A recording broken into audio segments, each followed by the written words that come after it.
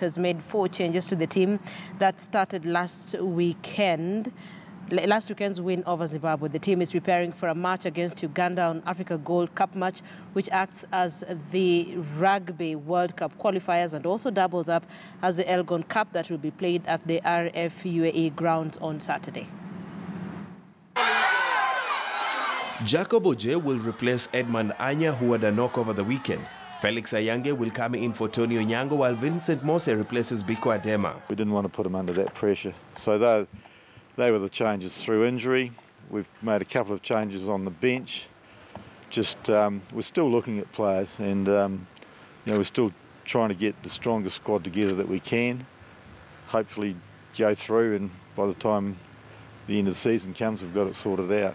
Simbas are holding a 34-16 lead from the first leg that was played in Kampala on 26th May, and they are going into this game after an impressive result of 2 wins, a 28-24 win away to Morocco in June, and last weekend's 45-36 victory over Zimbabwe in Nairobi. Last time they put us under a lot of pressure with their direct running and their physicality, and I'm sure that that's how they'll be planning to play again. They've got plenty of pace, and they've got skilled players who well capable of scoring tries, and so yeah, I'm expecting a fairly fast-paced game. It could be pretty similar to Zimbabwe. Meanwhile, head coach Ian Snook says that the Kenyan Rugby Union has not yet resolved the payment and work permit issues.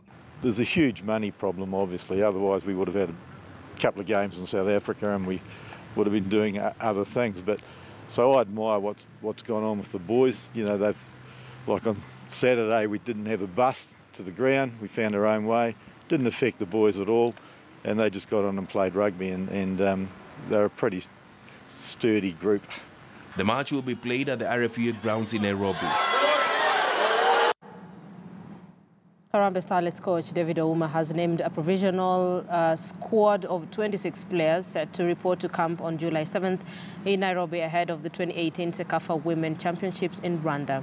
The squad is largely comprised of players who did duty for Kenya in the 2018 Africa Women's Cup of Nations qualifiers against Uganda and Equatorial Guinea.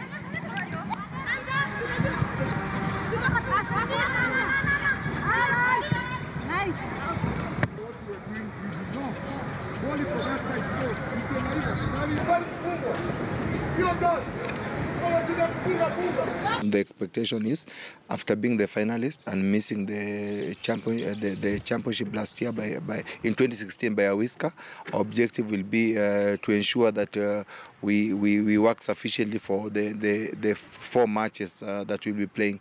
And for sure, you can realize that this is a tournament that has been rescheduled. We had the plan about it. Now it's a different set of mind game.